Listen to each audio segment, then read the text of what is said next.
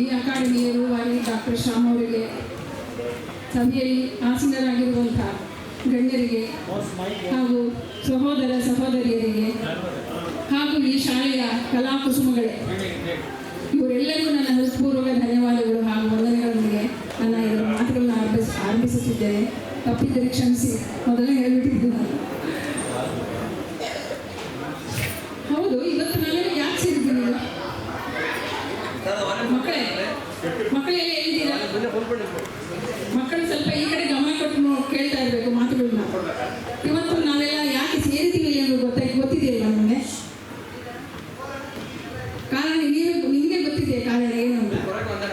ಈ ಶಾಲೆಯ ಬರ್ತ್ಡೇ, ಹುಟ್ಟುಹಬ್ಬ, ಶಾಲೆಯ 2ನೇ ವಾರ್ಷಿಕೋತ್ಸವ. ಅದು ಎಷ್ಟು ಖುಷಿ ಅಲ್ವಾ? ನಿಮಗೆ ನಿಮ್ಮ ಬರ್ತ್ಡೇಲಿ ಹೇಗೆ ನಿಮ್ಮ ಆನಂದಿಸಿ ಹೊಸ ಬಟ್ಟೆ ಹಾಕ್ಕೊಂಡು, ಹೊಸ ಸ್ವೀಟ್ ತಿಂದ್ಕೊಂಡು, ಹೊಸ ಥರದ ಬಟ್ಟೆಗಳನ್ನ ಹಾಕ್ಕೊಂಡು ಎಷ್ಟು ಎಲ್ಲರ ಜೊತೆಗೆ ಸಂಗಮಿಸಿ ಆ ಸಂತೋಷನ ಅನುಭವಿಸ್ತೀರಲ್ವ ನೀವು?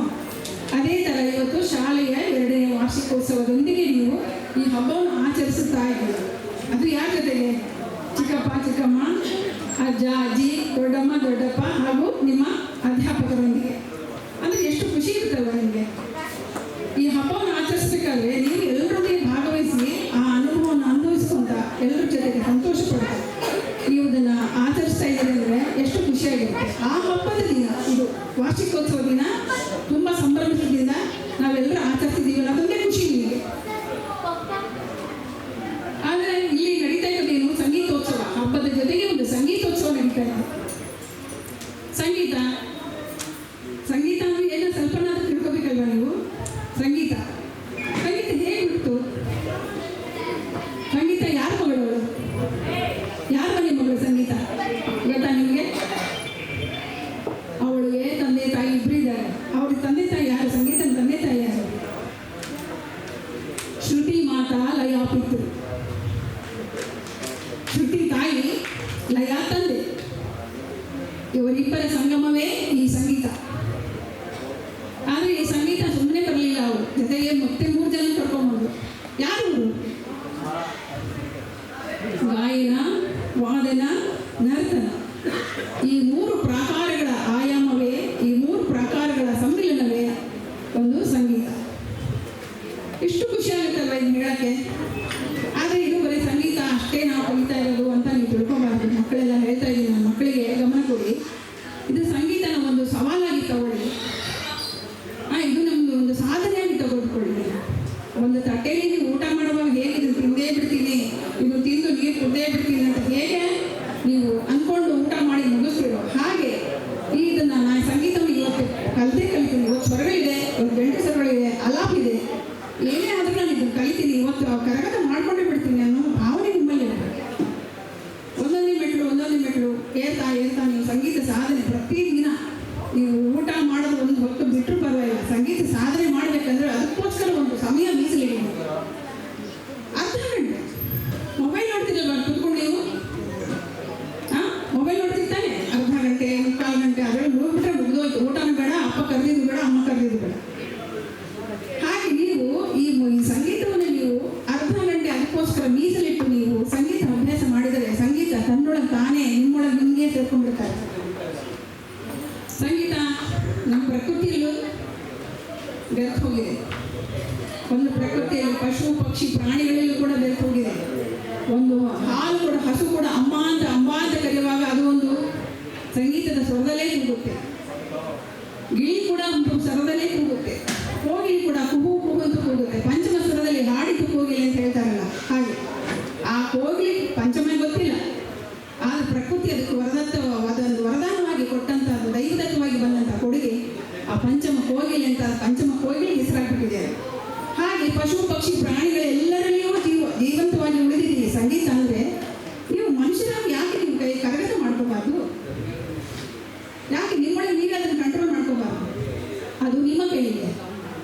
ನಿಮ್ಮ ಸ್ಕೂಲ್ ಬ್ಯಾಗ್ ನಿಮ್ಮ ಹೆಗಲ ಮೇಲೆ ಯಾವ ಬುಕ್ನಾದ್ರೂ ಎತ್ಕೊಂಡು ಹೋಗ್ತಿರಲ್ವ, ಹಾಗೆ ಈ ಸಂಗೀತ ಕೂಡ ಅದನ್ನು ಒಂದು ಭಾಗವಾಗಿ ತೆಗೆದುಕೊಳ್ಬೇಕು. ನೀವು ಅದನ್ನು ಸಾಧನೆಯಾಗಿ ಮಹಾದೆತ್ತರವಾಗಿ ಬೆಳೆಸ್ಕೊಂಡು ಹೋಗುವಂಥ ಶಕ್ತಿ ನಿಮ್ಮಲ್ಲಿದೆ.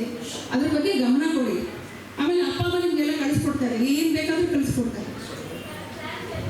ಅಷ್ಟು ಸೌಲಭ್ಯಗಳು ಸೌಕರ್ಯಗಳು ಇರುವಾಗ ನೀವು ಯಾಕೆ ಹಿಂಜರಿತೀರಾ? ಆದಷ್ಟು ಅದನ್ನು ಒಂದು ನಿಮ್ಮ ದೇಹದ ಭಾಗವನ್ನಲ್ಲ, ನಿಮ್ಮ ದೇಹದ ಅವಿಭಾಜ್ಯ ಅಂಗವನ್ನಾಗಿ ಪರಿಗಣಿಸಿಕೊಂಡು ನೀವು ಅದನ್ನು ಮುನ್ನಡೆಸ್ಕೊಂಡು ಹೋಗಬೇಕು. ಅಷ್ಟೇ ಅಲ್ಲ, ಇದಕ್ಕೆ ಇನ್ನೊಂದು ಏನಂದರೆ, ಈ ಸಂಗೀತಕ್ಕೆ ಎಂಥ ಶಕ್ತಿ ಇದೆ ಅಂತ ಹೇಳಿದ್ರೆ, ಒಬ್ಬ ಕಾಲಿನ ಕುಂಟ ಕೂಡ ಎದ್ದು ನಿಲ್ಲುವಷ್ಟು ಶಕ್ತಿ ಇದೆ. ಕಾಲಿನ ಕುಂಟ ಓಡಾಡುವಷ್ಟು ಶಕ್ತಿ, ನಡೆಸುವಂಥ ಶಕ್ತಿ ಇದೆ. ಮಾತು ಬಾರದ ಮೂಗು ಕೂಡ ಮಾತನಾಡುವಷ್ಟು ಶಕ್ತಿ ಇದೆ. ಅದಕ್ಕೆ ಮಾತನಾಡಿಸಬಲ್ಲಂಥ ಶಕ್ತಿ ಇದೆ ಆ ಸಂಗೀತಕ್ಕೆ.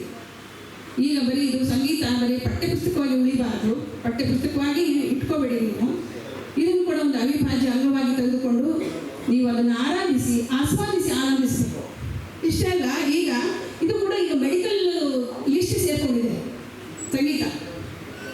ಮನೋರೋಗಿಗಳ ಈ ಮಾನಸಿಕ ವೈದ್ಯರ ಹತ್ರ ಹೋದರೆ ಮಾನಸಿಕ ಆಸ್ಪತ್ರೆಗಳಲ್ಲಿ ಕೂಡ ಈ ಮಾನಸಿಕ ಒಂದು ಮ್ಯೂಸಿಕಲ್ ಥೆರಪಿ ಅಂತ, ಈಗ ಮ್ಯೂಸಿಕಲ್ ಥೆರಪಿ ಕೂಡ ಇದು ಒಂದು ಬಂದಿದೆ. ಈಗ ಮಾನಸಿಕ ರೋಗಿಗಳಿಗೆ ಅವರ ಸುತ್ತ ಮನಸ್ಸಿನಲ್ಲಿ ಅಡಗಿರುವಂತಹ ಭಾವನೆಗಳನ್ನು, ತುಮುಲಗಳನ್ನು, ಹೋರಾಟಗಳನ್ನು ನಿರ್ಮೂಲಗೊಳಿಸಿ ತಿರುಗಿ ಅವರ ಮನಸ್ಸನ್ನು ನಿರ್ಮಲಗೊಳಿಸುವಂಥ ಶಕ್ತಿ, ದಿವ್ಯೌಷಧಿ, ಸಂಜೀವಿನಿ ಶಕ್ತಿ ಸಂಗೀತಕ್ಕಿದೆ. ಇದು ಕೂಡ ಇದು ಮೆಡಿಕಲ್ ಮ್ಯೂಸಿಕಲ್ ಥೆರಪಿ ಅಂತ ಪರಿಗಣಿಸಲ್ಪಟ್ಟಿದೆ ವೈದ್ಯಕೀಯ ಕ್ಷೇತ್ರದಲ್ಲಿ. ಅದು ಕೂಡ ನಾವು ಮೆಚ್ಚಬೇಕಾದಂಥದ್ದು. ಹಾಗೂ ಇದಕ್ಕೆ ಎಲ್ಲದಕ್ಕಿಂತ ಹೆಚ್ಚಾಗಿ ಸಂಗೀತ ಕಲಿಬೇಕಾದ್ರೂ ಇರಬೇಕಾದ್ರೆ ಏನು? ಮಕ್ಕಳಿಗೆ ಶ್ರದ್ಧೆ, ಏಕಾಗ್ರತೆ, ದೃಢ ಮನಸ್ಸು, ದೃಢ ಭಕ್ತಿ, ಈ ಮೂರು ಇದೊಂದು ನೀವು ಬಿಟ್ಟು ಬಿಡದೆ ಪಾಲಿಸಿದ್ರೆ ಸಂಗೀತ ನಿಮಗೆ ನೀವು ಕೈ ಕೆಳಗೆ ಸರ್ಕಸ್ ಮಾಡ್ತಾರೆ. ನಿಮ್ಮ ಮನಸ್ಸಲ್ಲಿ ಹೇಗೆ ಬೇಕಾದರೂ ಹಾಗೆ ನೀವು ಆಡಿಸ್ಕೋಬಹುದು. ನಿಮ್ಮೊಳಗೆ ನೀವೇ ರಾಗಗಳನ್ನು ಸಂಯೋಜಿಸ್ಕೋಬಹುದು, ನಿಮ್ಮೊಳಗೆ ನೀವೇ ಧಾಟಿ ಹಾಕೋಬಹುದು, ರಾಗ ಸಂಯೋಜಕರಾಗಬಹುದು. ಇವತ್ತು ಕಲಿತಂತ ನೀವು ಒಬ್ಬ ಸಂಗೀತ ವಿದ್ಯಾರ್ಥಿಯಾಗಿ ಕಲಿತಾ ಇದ್ದೀರಿ ಅಂದರೆ ಮುಂದೆ ಗಾಯಕರಾಗ್ತೀರಿ, ಮುಂದೆ ಪ್ರತಿಭೆಗಳನ್ನು ಹೊರಹೊಮ್ಮಿಸ್ತೀರಿ. ಅದಲ್ಲದೆ ಈ ಸಮಾಜದಲ್ಲಿ ಗುರುತಿಸುವಂಥ ಒಬ್ಬ ಕಲಾವಿದರಾಗಿ ಬೆಳೀತೀರಿ. ಅದಕ್ಕೆ ಒಂದು ಗುರುಭಕ್ತಿ ಬೇಕು, ಏಕಾಗ್ರತೆ ಬೇಕು. ಅಂದರೆ ಹೇಗೆ ಗುರು ಇರಬೇಕು. ಇದು ಗುರುಮುಖಿನ ವಿದ್ಯೆ. ಆದರೆ ಗುರುಮುಖಿ ಏನಂದ್ರೆ ಎಲ್ಲರೂ ಸಿಗ್ತಾರೆ. ಆದರೆ ಇಲ್ಲದವ್ರು ಏನು ಮಾಡ್ತಾರೆ? ಇಲ್ಲದವ್ರು ಏನು ಮಾಡ್ತಾರೆ ಹೇಳಿ? ಈಗ ನಾವು ದೇವರನ್ನು ನೋಡಿಲ್ಲ, ದೇವರು ಎಲ್ರಿಗೂ ಸಿಗಲ್ಲ. ಆದರೆ ಅದಕ್ಕೊಂದು ರೂಪ ಕೊಟ್ಟು ಒಂದು ಭಾವಚಿತ್ರವನ್ನು ಕಣ್ಮುಂದೆ ತಂದ್ಕೊಂಡು, ಓ ಇವನು ಶಿವ, ಇವನು ಕೃಷ್ಣ,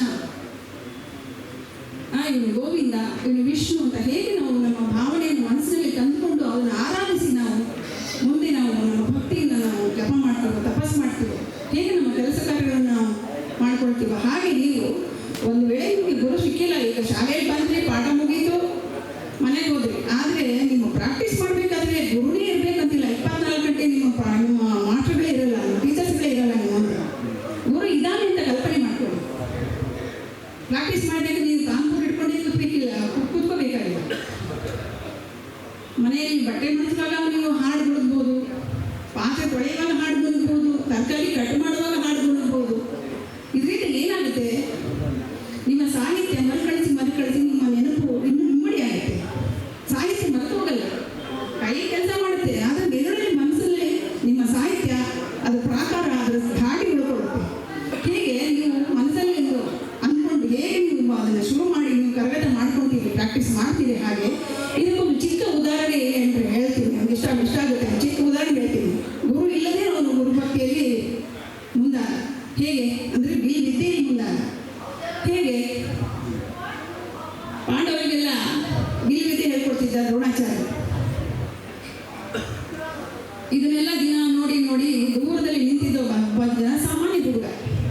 ಅವನಿಗೂ ಬಿಲ್ ವಿದ್ಯೆ ಕಲಿಬೇಕು, ನಾನು ಅವ್ರ ಜೊತೆ ಕೂತ್ಕೊಂಡು ಕಲಿಬೇಕು, ನನಗೆ ಯಾರು ಹೇಳ್ಕೊಡೋದಿಲ್ಲ, ಗುರುಗಳು ಇಲ್ಲ, ನನ್ನ ಹತ್ರ ಗುರುದಕ್ಷಿಣೆ ಇಲ್ಲ, ಹೇಗೆ ಕಲೀಲಿ ನಾನು?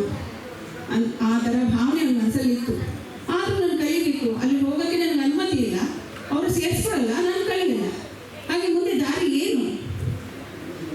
ಆವಾಗ ಅವನು ತನ್ನೊಳಗೆ ತಾನಿಂದ ದೃಢ ಸಂಕಲ್ಪ ಮಾಡಿಕೊಂಡ. ಯಾರು? ಒಬ್ಬ ಜನಸಾಮಾನ್ಯ ಹುಡುಗ. ದೂರದಲ್ಲಿ ನಿಂತು ನೋಡ್ತಾ ಇದ್ದ. ಪಾಂಡವರಿಗೆಲ್ಲರಿಗೂ ಬಿಲ್ಲಿದೆ ಕಲಿಸ್ತಾ ಇದ್ರು ದ್ರೋಣಾಚಾರ್ಯರು. ದೂರದಲ್ಲಿ ನಿಂತು ನೋಡ್ತಾ ಇದ್ದ.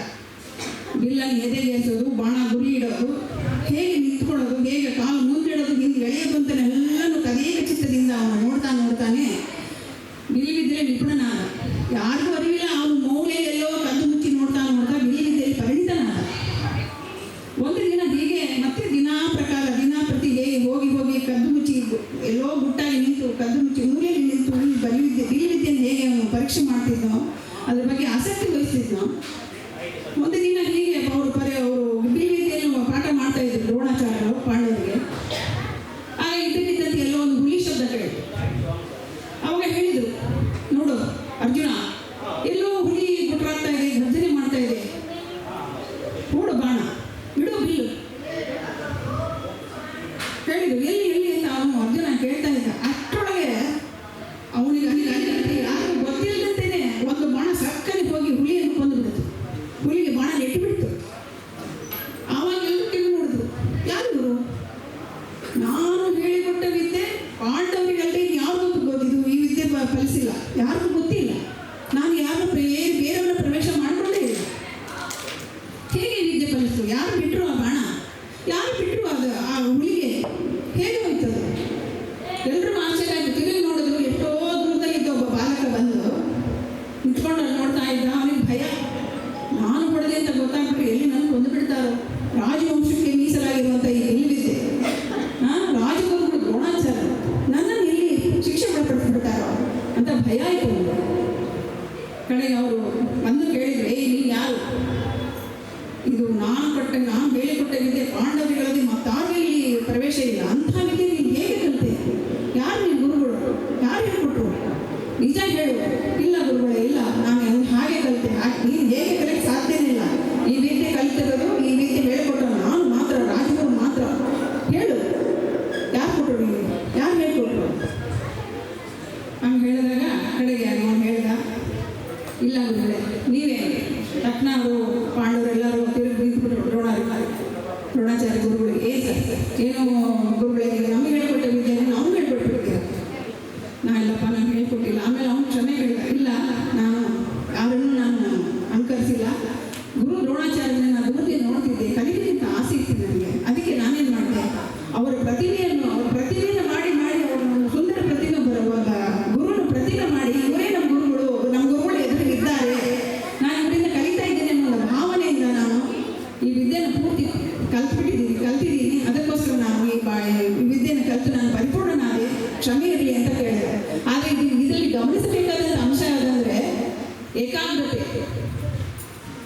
ದೃಢಚಿತ್ತ, ದೃಢ ಮನಸ್ಸು, ಒಂದು ದೃಢ ಸಂಕಲ್ಪ ಮಾಡಿದರೆ ನೀವು ಎಲ್ಲಿ ಬೇಕಾದರೂ ನಮ್ಮ ಗುರುಗಳು ಇದ್ದಾರೆ ಅಂತ ಒಂದು ಭಾವನೆಯಿಂದ ನೀವು ಎಲ್ಲದನ್ನು ಪ್ರಾಕ್ಟೀಸ್ ಮಾಡಿ ಮುಂದೆ ಯಶಸ್ವಿಯಾಗ್ತೀರ.